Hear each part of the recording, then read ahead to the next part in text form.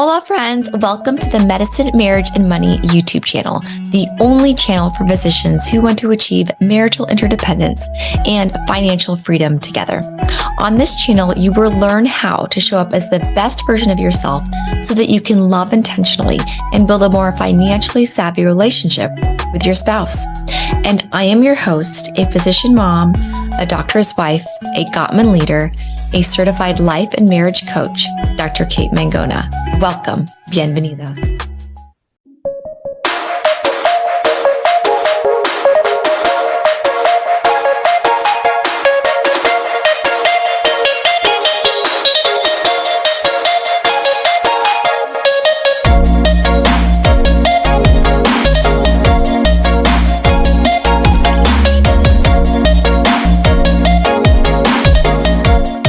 Welcome to another episode of Medicine, Marriage, and Money. And if you're watching on my Facebook group, you're getting this before we actually publish, okay? And Instagram, awesome. Thanks for joining Moving Medicine Partners.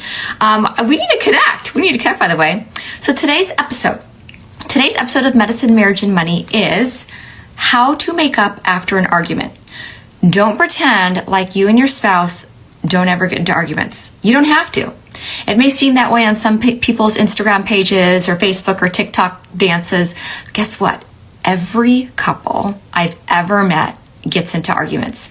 My friends, my parents, my in-laws, every single one of my coaching clients, everybody, right? And of course, people who come to me to help their relationships, but not just them. People I work with as a physician in the hospital, everybody gets into arguments. It is normal. It's not about getting into the argument. Okay, it's not even about what the argument is about most of the time. It is about how to repair, how to make up, how to forgive, right? That art of forgiveness and what that's about. So I put together 8 key points, and we're not going to spend all day on them because it is almost 4th of July, and I know some of you guys are on vacation and you may be relaxing and preparing for the festivities. I'm preparing to go back to the hospital to another shift. So I put together 8 key brief points that we're going to go over to cinch, okay, that idea of how to make up after you've gotten to an argument with your spouse. Whether it's about the dishwasher, whether it's about how to parent your children, whether it's about if you make the bed or not, or take out the trash, or whether it's about bigger topics like spending habits, okay? Or, if you're going to visit your in-laws or your parents, and which holiday you're going to spend where, and or what you're going to do about arguments or things that arise once you're with other family members or friends. Or maybe it's about something you said about your spouse or to your spouse in front of somebody else, and apparently it wasn't welcome. And maybe you didn't know it at the time, or you realized afterwards it was something that you really didn't want to say. So whatever it's about, the 8 key points are: number 1, some things don't need to be solved. So I want to really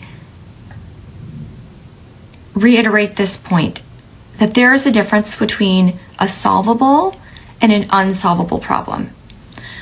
Now, a lot of our arguments, actually most of our arguments or conflicts in our relationships, all of our relationships fall under the unsolvable, and the minority fall under the solvable.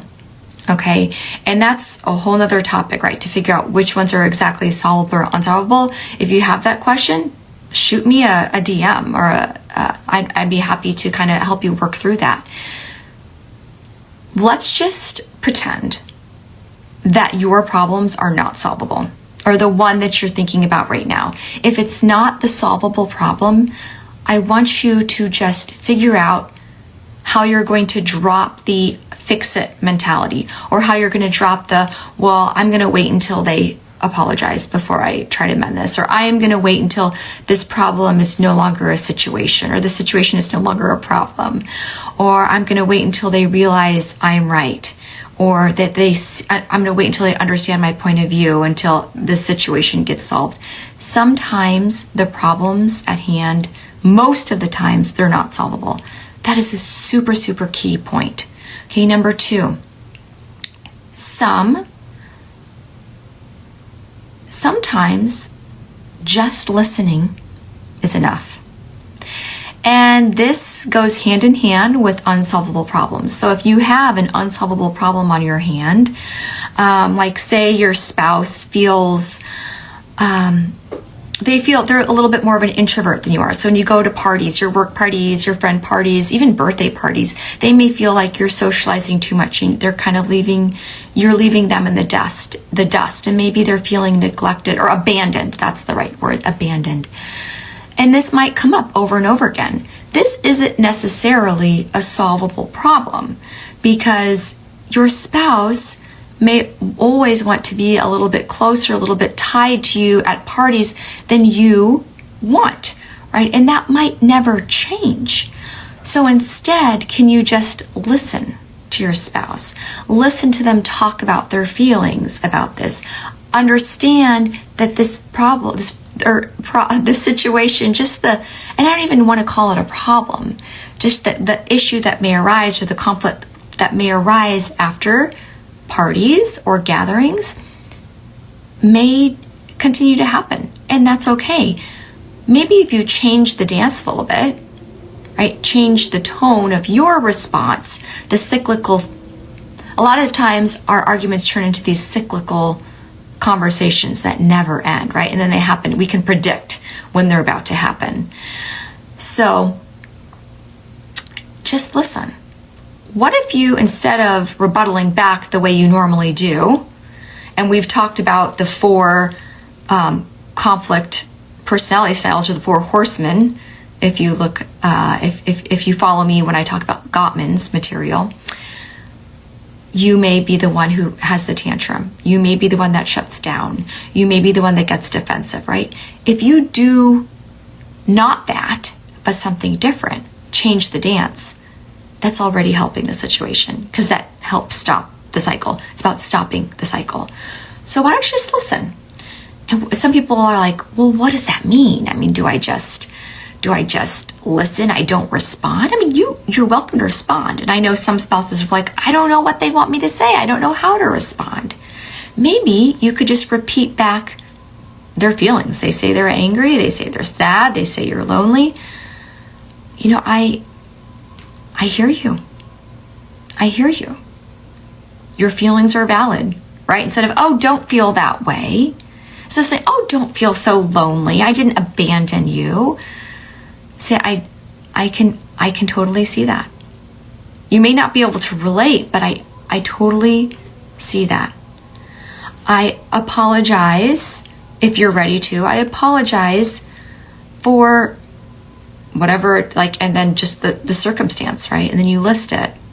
Or I really feel terrible that you feel that way, and whatever it is about.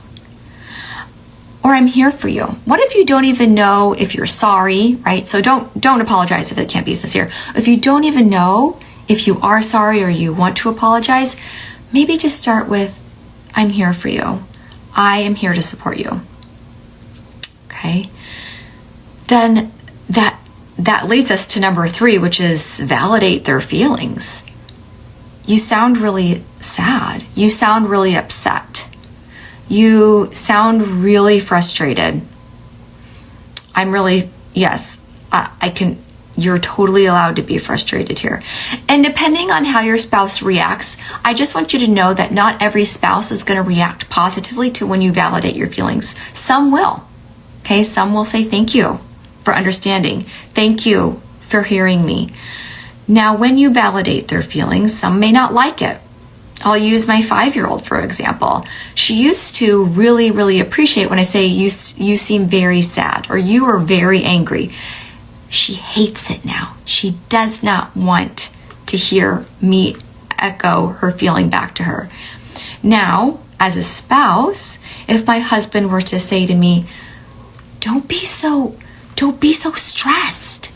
Can you just enjoy the moment? Or like what when I was younger, my mom used to say, Kate, just relax. relax. Okay, what is this not doing? This is doing the opposite of my point number 3, which is invalidating the current emotions I may be feeling or you may be feeling. Don't ever tell anybody to relax or to enjoy the moment. Allow them to not enjoy the moment. That is okay. We don't live in a world where we're enjoying the moment 100% of the time, and that is normal. So validate, okay? You seem angry, you seem frustrated. How can I help? I'm here to listen, right? Going to point number 2. Not trying to fix anything, not trying to solve anything, just being, understanding, validating. Number 4, allowing them space. Allow your spouse, allow the person on the other end of your relationship some space. Okay, if they go storming off to the room and slam the door, give them 20 minutes, right? It takes 20 minutes, and I've said this before, for your amygdala dysregulation, your emotional dysregulation to kind of calm down, your fight, flight, or freeze response. It takes 20 minutes for that kind of dissolve, and that's average. So you may be different, right? And depending if you're more masculine or feminine, this goes back to the caveman days. The feminine has a tendency to be able to remain more calm during stressful situations than the masculine. Now, we all have masculine and feminine inside us, so it depends on which one's more dominant inside of you. But the blood pressure, I mean, this is science. This is neuroscience. Your blood pressure, your heart rate, your respiratory rate, they skyrocket, right? In that moment or fight, flight, or freeze, when your amygdala's on fire because you're in a conflict, you're in an argument with your spouse, that's normal. And some of us may increase our anger, frustration faster than others. So 20 minutes, that's the number I want you to start with and experiment from there. Allow them space. And then 5.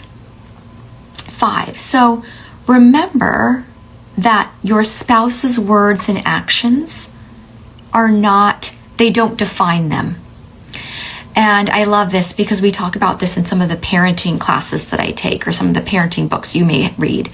Like when you think about your child, and to me, it's so much easier to relate, to give an example when I talk about children, because they're more innocent, they're younger, we're their parent, and then we can relate that material back to your marriage. So think about your child, their action. Maybe yes, and of course, they haven't been around as long and they are expected to act like a 5-year-old or a 17-year-old and not like a 40-year-old. But say they cheated on their test, or they got mad and they yelled at their friend in front of, like, at the birthday party, or they bit their friend. Like, that action, those words, that doesn't define your child, doesn't make your child a bad child. That action or those words were in response to something they were feeling. And we don't actually ever particularly know what that was unless they vocalize it. Sometimes they can. Same thing with our spouse. We don't usually walk around vocalizing exactly how we feel when we're in arguments with our spouse. We really don't. Could we? Would it be better if we did? Yes. First, you've got to figure out how you're feeling. Okay? And allow yourself to feel angry and frustrated, so then you can also allow your spouse to feel angry and frustrated. So your spouse's tantrum, they're yelling. Maybe they threw their hands up the air and they yelled and they slammed off and went outside for a walk. That doesn't make them a bad person. Sometimes, and it's okay if you sometimes think that it does, because that's what society, that's what media, and that's what Hollywood perpetuate. We take one bad thing and we make it define somebody. That's black or white thinking. We have to watch out for that.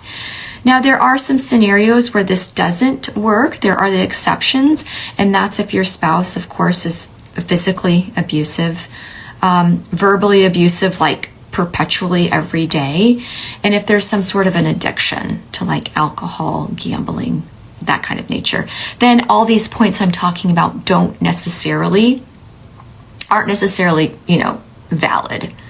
But for most relationships, their action, their words, don't let that define who you married or who you're in the relationship with. And then number 6, confrontation and arguments can be healthy. I want you to remember this. Even if you are in this argument and you want to make up, talking about difficult things, like difficult topics, things you don't want to talk about, maybe finances or in-laws or parenting, household chores, these things are difficult to talk about.